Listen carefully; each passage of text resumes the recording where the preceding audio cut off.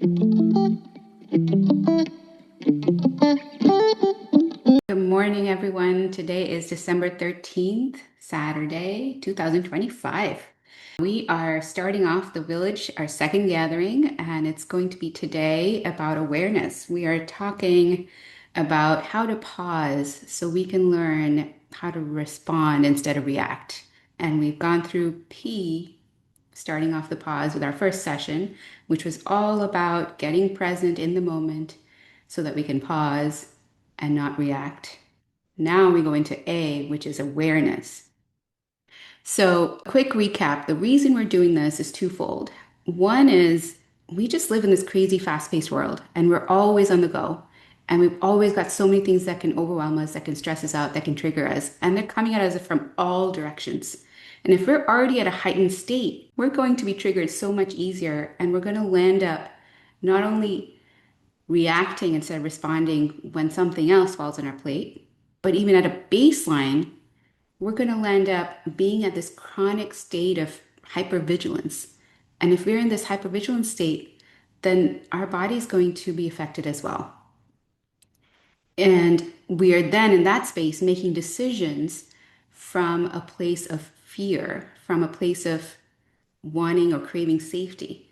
And those decisions are going to take us to smaller places. Those decisions are going to make us think about our safety first, and they're going to keep us small. For example, for me, my fears of the unknown or my fears of judgment, if I'm staying in that state, my decisions are to not show up. My decisions are to not set up the second village meeting. My decisions are to not share myself because I'm worried about other people's judgment. So it's not just being triggered in the moment, but it's just how we show up in the world every day that can be affected by this.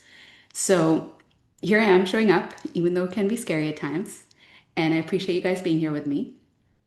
And the part of awareness that I wanted to touch on today is our nervous system.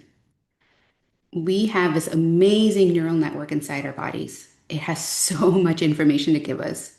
And a lot of times we tend to ignore it. We've been taught to, at least as healers, as servers, as caregivers, we've been taught to put it aside. We've been taught to ignore it so that we can show up in the world and be productive because that's what's expected, even if we are pushing ourselves, even if our body's saying, no, you can't. And we're a lot of times ignoring what our nervous system's saying.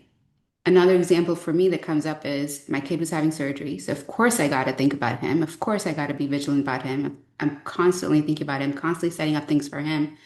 I got a cold in that time, and I was like, okay, just keep pushing myself through. That's what we're supposed to do. And the month after his surgery, I'm home with pneumonia, requiring nebulizer use twice a day for a good month. So, that's an idea of another way that we ignore our own functions in our own body to just keep going. In this situation was for my kid, but how often do we do it for work as well? How often do we do it for deadlines? And besides that, our nervous system also gives us so much more information about when we are triggered, why we're triggered, and that is what we're going to look at today.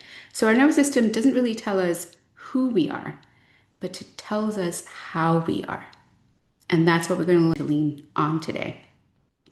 So talking about nervous system, there is a connected state, which is also called a ventral vagal state. This is from the Polyvagal Theory, but I'm just going to refer to it as a connected state where you are connected with yourself, you're connected with your desires, you're connected with your heart, and you're able to connect with others around you, and you're in the state of feeling safe.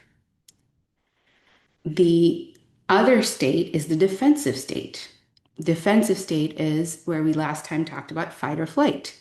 Another defensive state that we kind of touched upon but didn't go deep into is the state of freeze, which can also be called collapse or shame or despair.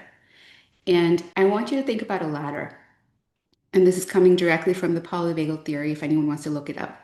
There are 3 rungs in this ladder that we're talking about today. There's a lot more if anyone wanted to go into depth, but these are the 3 we're talking about. The top tier is our connected state. That's our goal. That's where we like to be. That's where we want to be.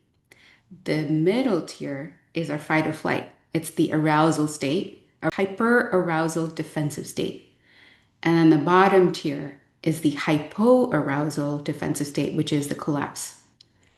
And our goal is to spend as much time as we can on that top tier, that top rung.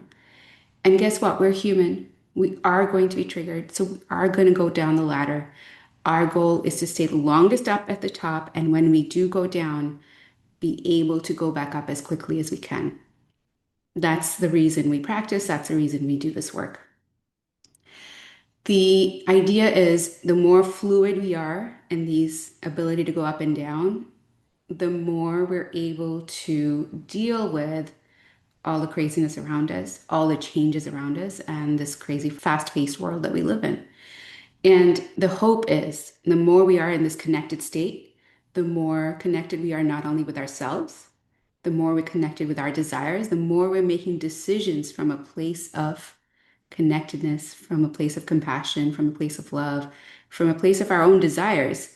This is my desire to show up, to shine my light, to show others how I've been learning and maybe just being a step ahead of others and helping them come along too. That's why I'm here today.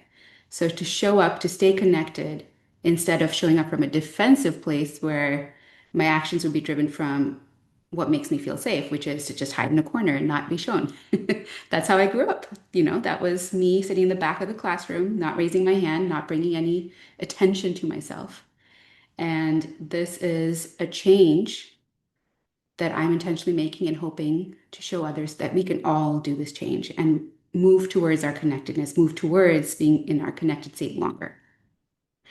Now, we have this fun human ability that I wanted to share with you, which is special in us through evolution more than in other mammals. It is this ability of ours to think about thinking. I'm going to say that again. So it's our ability to think about thinking. It's our ability to observe ourselves as we think, as we process, as we do things. For a deer running away from a tiger, it's going to react. It's going to not be thinking about reacting. But we are special. We can actually take that pause, take that awareness in to recognize we're reacting. And that's where we're going to grow those muscles today. So we can get into that observation mind. We can observe ourselves in that defensive state. And as we observe ourselves in that defensive state, we can hopefully take that 1 degree separation from being in that defensive state and help us get out of it quicker. That's what awareness is all about today. So this tool, awareness, allows us not only to be aware that we are in our defensive state, it allows us to then recognize if whoever we're interacting with is also in their defensive state, whether it is a kid, whether it is a grown-up, whether it is a manager, whether it is an employee. We can then be aware, oh, I'm in my defensive state. Ooh, what about the other person in front of me? And it brings back this idea that mirror neurons exist. If we are defensive, we're portraying that to the person opposite us, and they're going to spiral into defensive state as well. Unless one of us breaks the cycle and goes into connected state, hopefully then bring the other there too. So that's my soap opera for today. Not too much, and I want to get right into us practicing. But before we get there, for people who are at the recording or listening to the recording, I wanted to share with them what we're doing next in case they want to practice it. We're going to take this next 45 minutes for reflection time. This reflection time is the important work. This is why we're gathering in person. This is where we get to build those neuronal pathways, to strengthen those new pathways so that we can next time get aware in the moment. If we can now talk about how we can get aware from past experiences, it's already helping us. And the whole premise, which I'm again stealing from a music friend of mine, practice makes permanent. That is our goal today. Practice makes permanent. What we're practicing, we're going to quickly do a body scan to check in with our bodies. It does not have to be a meditative space. It can be a meditative space. It can help people get grounded in the moment. Our body scan is to check in what we're doing and feeling now. And then we're going to look and reflect at a time in this past week that we might have been reacting instead of responding, or we might have recognized that we didn't really respond the way we wanted to. And we're going to go back to that spot and check in and put ourselves in that situation and visualize again, what our body might have been going through in that time. So we can take notes and write that down now so that we can in the future look out for that defensive state. If we have more time beyond that, I would love to cover parts theory. Does anyone here know parts theory? It's about internal family systems.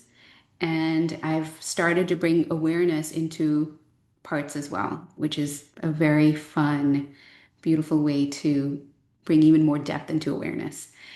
And that's it for today. So thanks for listening to the recording. I appreciate you taking the time and hope to see you next time in the village. And just a last message, I do have a village member site. You will be getting an email with the site. It just allows you to see all the recordings. It allows you to give me feedback, give me suggestions of what you want to hear. I'm going to start getting guests on here, so that's going to be fabulous. And it allows you to register for the next event. So you're not getting thousands of emails saying, reminder, we've got another meeting coming. You can register for the ones you can make it to, and those are the only reminders you'll get. All right, thanks everyone. See you next time.